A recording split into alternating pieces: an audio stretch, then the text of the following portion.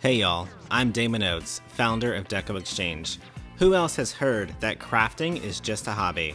I turned my love of crafting into a thriving multi-seven-figure company, surrounded myself in an amazing community, and met some amazing business owners along the way. I'm here to show everyone that makers mean business. What is going on, you guys? It is Parker here with the Makers Mean Business podcast. Y'all, I am back for episode 5 of 7 in this 7-part series that I've been doing, A Maker's Journey to Resilience. Y'all, I'm going to be a little transparent with you guys. I had originally planned to talk about just customer service in general in this episode, but I think I'm going to call an audible. I think I'm going to change it up. It didn't feel organic to me. It didn't feel like it fit very well, and I didn't want to force it. I know it was originally on the outline that I had put together, but I just felt like it wasn't a good fit for what I was trying to do and the points I was trying to get across. So I'm gonna switch it up a little bit. This one is actually gonna be about customer feedback. It definitely does play along with customer service in a way, because if you're doing customer service work, you're also probably getting feedback from your customers. But I really just wanted to pivot it just a little bit. I felt like this whole theme, customer feedback, it'll just open up a much broader discussion, and I think it'll be a lot more meaningful as we talk through all of that. I think I'm going to start by saying the first thing I can honestly think of is there's been this saying like the customer is always right. You guys can come for me if you want, but I think that is total BS. I think there are times where the customer is just wrong. I think there's times where the customer is just wrong, but I think I want to talk about my reasoning behind that, and I think it's going to feed back into this customer feedback kind of discussion that I wanted to have today. I think there are lines in the sand between a business and a customer and a service provider and their clients, and I think having very clear boundaries and policies is extremely important. And honestly, I don't really know what made me go this direction, but I just kind of felt compelled to talk about it. I think as going through the seasons of our business, and especially when you're dealing with, issues or mistakes that you've made and it affects your customer. And I think I guess it's kind of like a learning curve where you figure out what works for you and what works for your customer and what you're willing to do and what you're not willing to do. And I think really a lot of this goes back to finding your perfect person. If there's always going to be those people who just want, everything for free. They want everything and more. They want you to bend over backwards for them. And I think sometimes that's appropriate and sometimes it's not. And figuring out how to navigate those waters is going to be a part of your business and how to deal with that. Sometimes you have to fire customers, y'all. It's just true. And I promise I'll try to wrap this all back to the journey and the issue.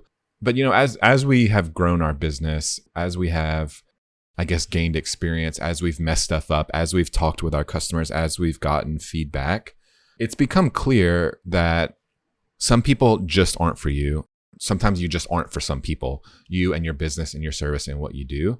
And I think identifying that and honestly being okay with that is a really important thing to learn and to understand. And I'll give you guys a real life example with our business. It's no secret we have struggled with shipping times since day one. Logistically, it's difficult, y'all, to get stuff out fast. Fast being, next day, same day. It doesn't work for us in the current season of our business. And to give you, I guess, a little bit of insight into what I'm talking about. On the inside looking out, when I'm talking about like warehouse deliverability and getting stuff out on time, and on time or fast, I guess I should say, a lot of people have this idea that we should be like Amazon, right? Like have Amazon delivery times where, you can order stuff today and Amazon will have it to you tomorrow, which is insane. But I think that's kind of set the bar for some people, and that's what they expect from everyone. But the reality is like that's probably never going to happen with Deco Exchange. Definitely not next day. I just don't see how that would be even possible, especially now that we manufacture some of our own stuff. A lot of our stuff is made to order now, you guys. If you don't know about us or in our business and you're just randomly listening, we own decoexchange.com. We have product that we have that's sitting on our shelf that's ready to ship, but we also have a full-blown print shop where we cut and print our own door hangers, our own metal signs, our own wooden signs, all kinds of stuff.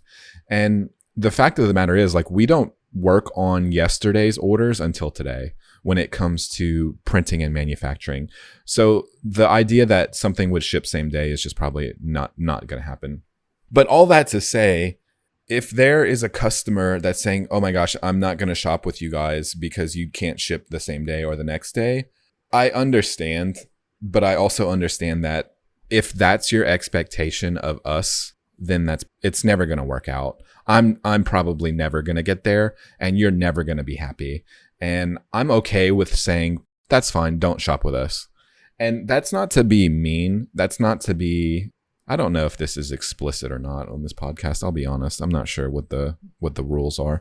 But not to be an ass, but like I just can't do that. And it did take a while to be okay with that. Now, do I still want to get stuff out fast? Absolutely. Am I still going to strive to get stuff out and get everyone what they ordered as fast as possible? Absolutely. But I think, again, taking in that customer feedback and understanding it and navigating those waters internally and as well as with customers, I think it's an important skill. And it unfortunately, I think it takes practice and it takes experience and it takes a lot of open-mindedness.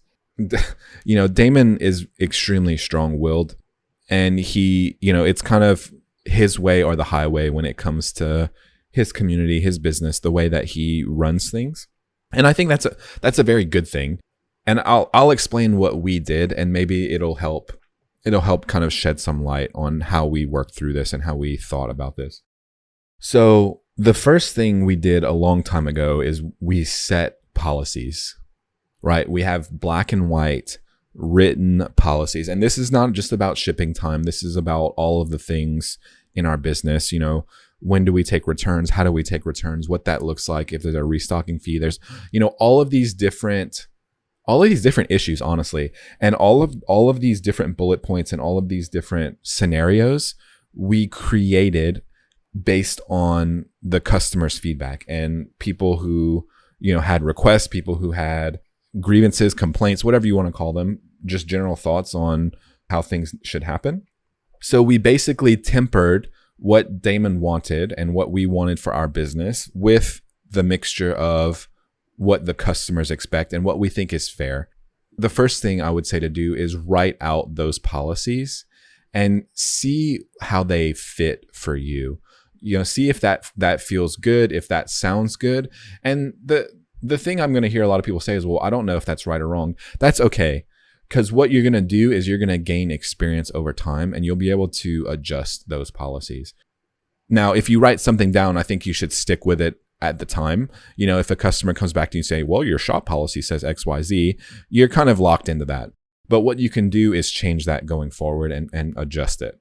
And it's not always, I wouldn't think of it as a battle between you and your customer. What you want to do is do something that's fair for both.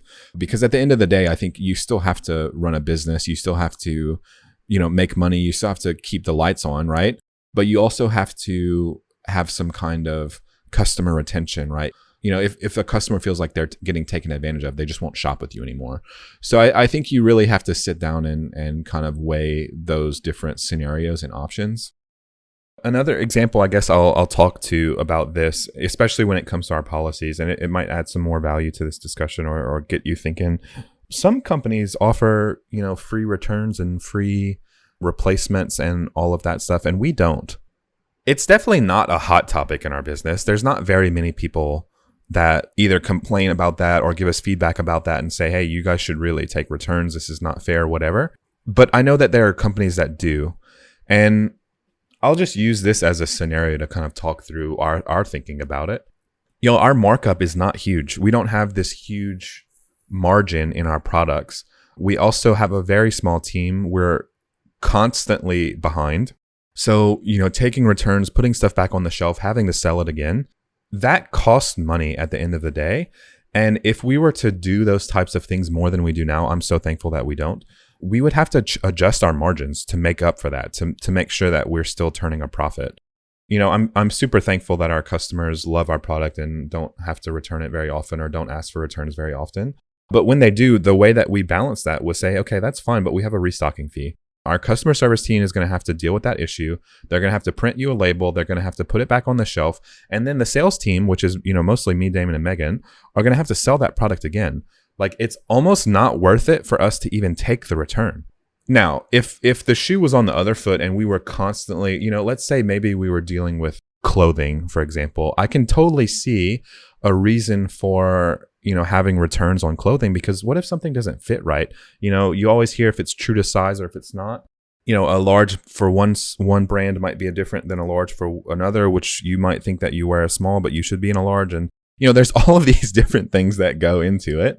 So building that into your policy and also into your business is also going to add a lot into your profit margins. It's going to weigh on your business if you're not prepared for that, and if it's not in your policies, and if it's not in all of your things that you do. I'm really hoping this is making sense, because I'm trying to tie in, I guess, how whenever you make mistakes or whenever a customer perceives you for making a mistake, how you can listen to what they have and basically compare it to what you're doing in your business now. I think it's very important to be open-minded. I think going back to the customer's always right, I really don't believe that. But I do believe that there's truth to what everyone gives you feedback on. Whether they say it out of anger or, that person, if they're complaining about an issue or a policy that you have in your shop or the way that you've done something, they felt strongly enough about something to let you know. And while you may or may not agree, there's probably some truth to it. And I think what you need to do is weigh what that person said with what you think and see if that's a good fit for you and your business. We've adjusted policies over time. We've adjusted the way that we've handled things over time. And y'all, don't tell all of the team, but another thing that I implemented that might be helpful for your business is we kind of have some sort of floating policies. Meaning internally, we have a customer service department. We have a couple people that work there and they handle issues and concerns and tickets and all that stuff. They have the black and white policies that's customer facing. And then they have their own internal policies that's like, if this feels right, if it feels unfair to the customer, then you're allowed to go up to this, right?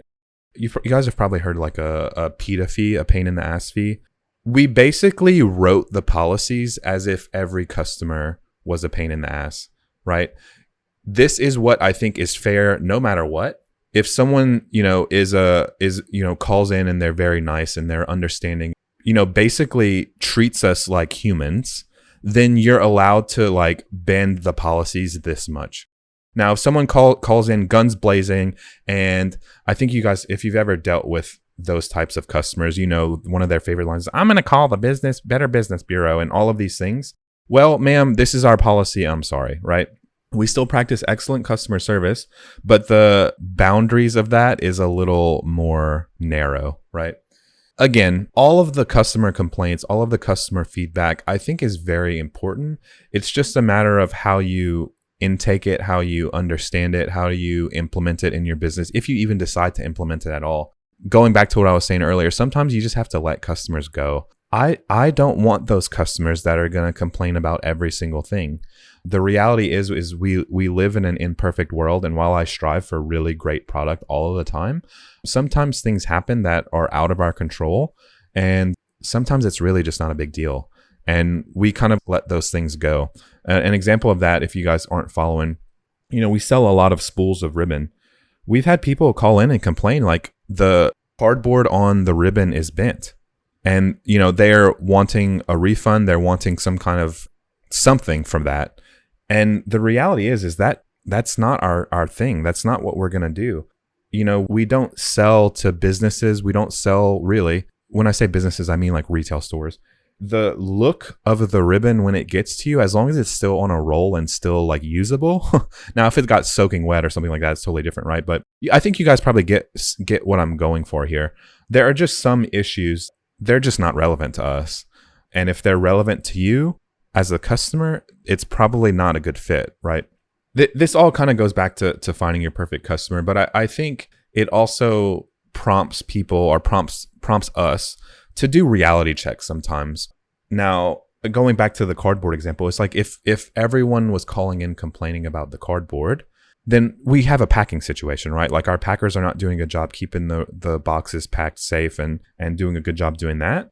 But if it's a one-off thing, I think you guys kind of get what I'm saying. You kind of have to judge and use your judgment on customer feedback on how it's going and how it works out for you.